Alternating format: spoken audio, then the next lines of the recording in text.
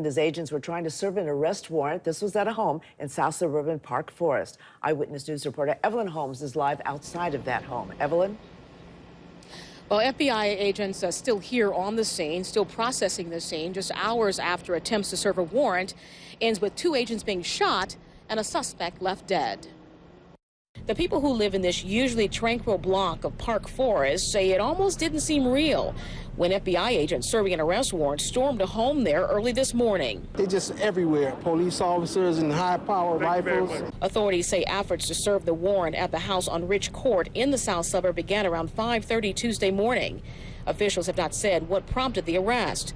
Scott Smith looked out his window to see a SWAT tank, federal agents and local officers surrounded the home before he says tear gas canisters were lobbed into the house. Yeah, it was like boom, boom, very loud. And I was like, that must be some really high-powered stuff he got in there. Wow. Moments later, a resident captured the sound of gunfire with his cell phone. Gino Best says that's when he saw an FBI agent get hit. Surrounded by police and the ambulance, and next thing you know, the SWAT or guys in the fatigues. The FBI says 2 agents suffered non-life-threatening gunshot wounds and were treated at area hospitals. When incidents like this happen with the FBI will have an inspection team fly out and do a further evaluation. Officials say the suspect was found dead inside the home but did not give specifics about how he died. A family friend identifies him as 50-year-old Melvin Turan and says he is a father to several children, including a baby only months old. Online court records show he has a criminal record, including convictions for murder, along with weapons and drug offenses. Meanwhile, residents here say they often saw Turan walking his dog around the neighborhood as they remain shocked about the day's events. It was just a terrible scene out here. Yeah. So sorry it ended like that. Yeah. Well, the incident did cause some disruption to area schools. They were put in temporary lockdown while this was going on. When the incident ended around 9:15, 9:30 this morning, district officials say that school resumed. Then took off on a bike. Laura Podesta live at the scene in the West Ridge neighborhood with what we've learned this morning. Laura. Terrell, police say the shooter was biking by and started yelling gang slogans, then pulled out a gun and began shooting. If you look behind me here, you can see the white evidence markers where police found bullet casings. We are in the 2700 block of West Peterson. No one was injured in the shooting. It happened around 12:30 a.m. and the bullets hit the police car before the shooter took off by bike. There was a massive search effort. We saw canines, a police helicopter, but the offender was not located. Now, this comes just days before the Memorial Day weekend, what's expected to be a very violent weekend here in Chicago. In 2014, 26 people were shot, 7 murdered. Last year, 48 people were shot, 14 murdered. Chicago's top cop, Eddie Johnson, says he'll be putting plenty of police on the street, but families need to help out too.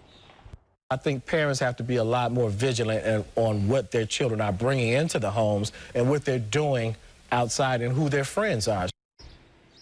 He did say the department will be putting plenty of police on the street through overtime, not just this Memorial Day weekend, but all weekends this summer.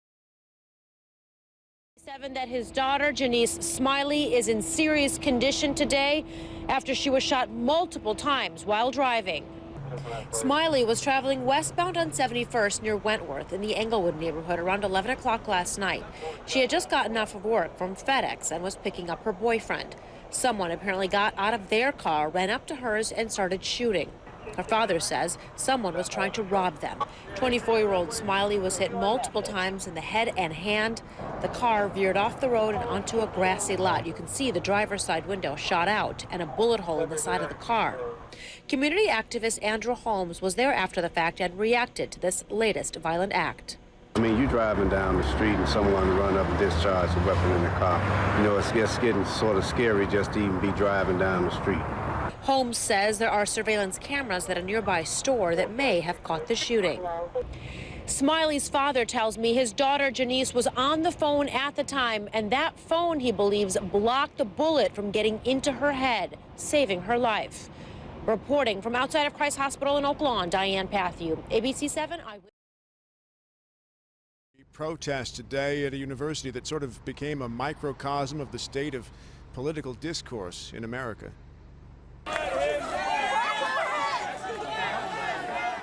Up there in the red shirt and shades, the man hundreds of DePaul students came out to see tonight. Milo, you're beautiful, just so you know. Internet provocateur and Donald Trump supporter Milo Yiannopoulos making a quick exit from campus after protests shut his speech down. A few Black Lives Matter protesters came in, threatened him with physical violence, and the event was shut down. 2 people actually threatened 2 of the members of the Republicans. Milo has got to go! So Milo went, leaving a lot of upset followers behind. Black Lives Matter! Black Lives Matter! Along with anger and confrontations that spilled into the streets. I'm for protecting everybody and giving them a voice. And it's kind of disheartening that some groups don't even have a voice. All this coming on the same day that this was found on campus, an oil-painted and profane example of racist graffiti, referencing Trump, denouncing Mexico, the university's president quick to issue a statement, quote, "The markings in the quad run contrary to the type of environment we foster at DePaul." And students certainly agree with that. There's a place for political statements, but that's just hate speech, plain and simple.